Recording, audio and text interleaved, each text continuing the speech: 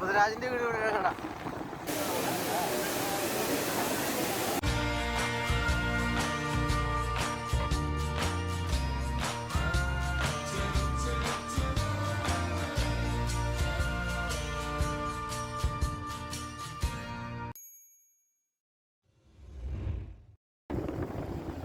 Hello guys, mile stone വ്ളോഗ്സിൻ്റെ പുതിയൊരു വീഡിയോയിലേക്ക് എല്ലാവർക്കും സ്വാഗതം.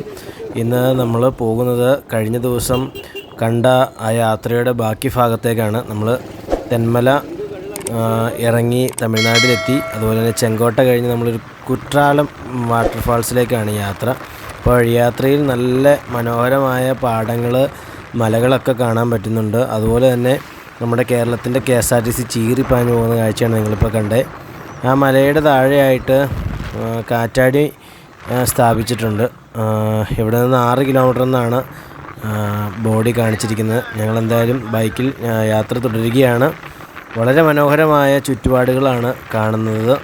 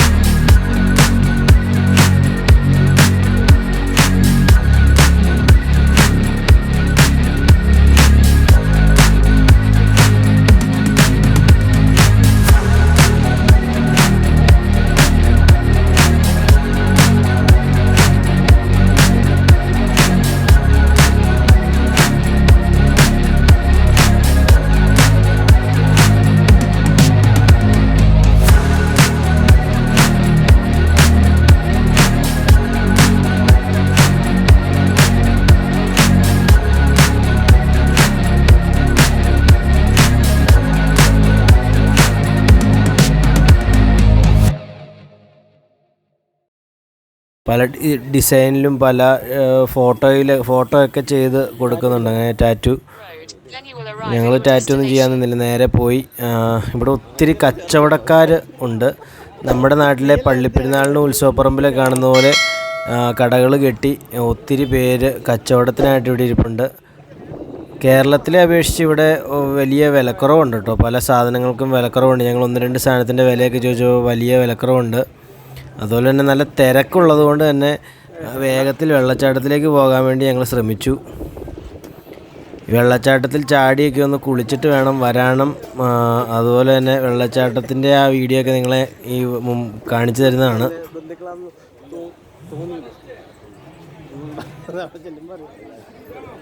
അങ്ങനെ മുമ്പോട്ട് നടക്കുമ്പോൾ അവിടെ തിളങ്ങി കാണുന്ന വെള്ളച്ചാട്ടം ഞങ്ങൾ കണ്ടു. വളരെ മനോഹരമാണ്. ഇത്ര അകലേന്ന് കാണുന്നതുകൊണ്ട് നമുക്ക് ചെറുതായിട്ട് തോന്നുമെങ്കിലും വലിയ വെള്ളച്ചാട്ടമാണ്. ഇത് 3 സെക്ഷനായിട്ടാണ് ആ വെള്ളം അവിടെ ചാടുന്നത് തന്നെ.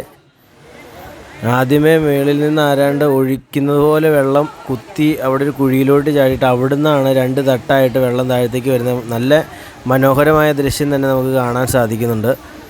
അതിൻ്റെ താഴത്തേക്ക് നോക്കിയപ്പോൾ ഞങ്ങൾ ഞെട്ടിപ്പോയി. ഇന്ന് കുളി നടക്കില്ലെന്ന് മനസ്സിലായി, കാരണം അതുപോലെ തിരക്കാണ് അവിടെ.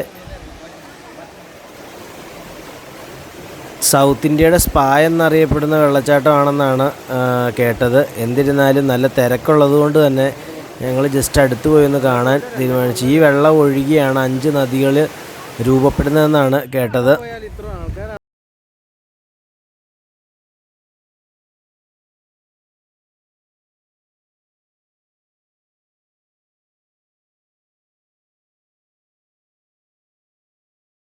വഴിയൊക്കെ ക്രമീകരിച്ചിട്ടുണ്ട് വെള്ളച്ചാട്ടത്തിൻ്റെ അടുത്തോട്ട് പോകാൻ വേണ്ടി. നല്ല പാലരുവി പോലെ ഒഴുകുന്ന വെള്ളമാണ്. നമുക്ക് വെള്ളം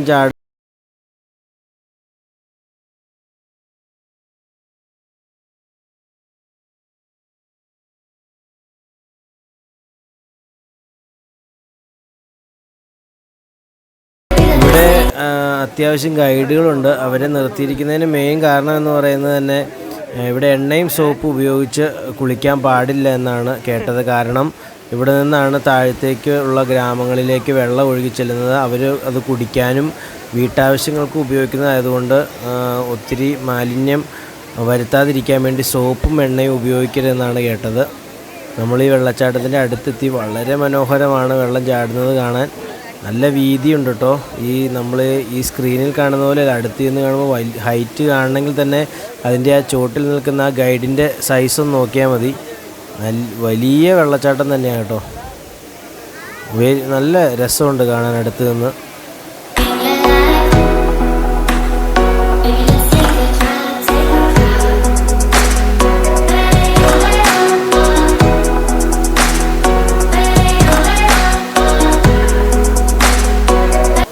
സ്ത്രീകൾക്കും പുരുഷന്മാർക്കും കുളിക്കാൻ വേണ്ടി അതിൻ്റെ സെൻട്രൽ ഭാഗത്തായിട്ട് ഡിവൈഡൊക്കെ ചെയ്തിട്ടുണ്ട്. അതുകൊണ്ട് വൻ തിരക്കാണ്. സ്ത്രീകളുടെ ഭാഗത്തും പുരുഷന്മാരുടെ ഭാഗത്തും ഒത്തിരി ആൾക്കാരുണ്ട്.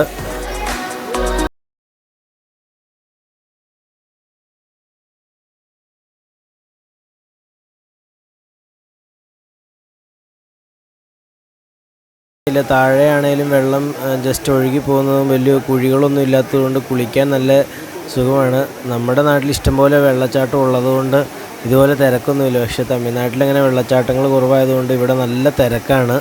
പോരാത്തതിന് ഇത് സീസണും കൂടിയാണ് ഈ വെള്ളച്ചാട്ടത്തിൻ്റെ. എന്തായാലും കുളി നടക്കില്ലെന്ന് അറിഞ്ഞതുകൊണ്ട് തന്നെ ഞങ്ങൾ തിരിച്ച് പോന്നു. കുറ്റാലം വെള്ളച്ചാട്ടം ഒന്ന് മനോഹരമായിട്ട് കണ്ടു. ഇത്രയും തിരക്ക് ഇവിടെ പ്രതീക്ഷിച്ചില്ല. എന്നിരുന്നാലും ഞങ്ങൾ തിരിച്ച് യാത്ര പുറപ്പെട്ടു. പോകുന്ന വഴിക്ക് ജസ്റ്റ് ഇവിടെയുള്ള ഷോപ്പുകളിലൊക്കെ ഒന്ന് കയറണം നോക്കി.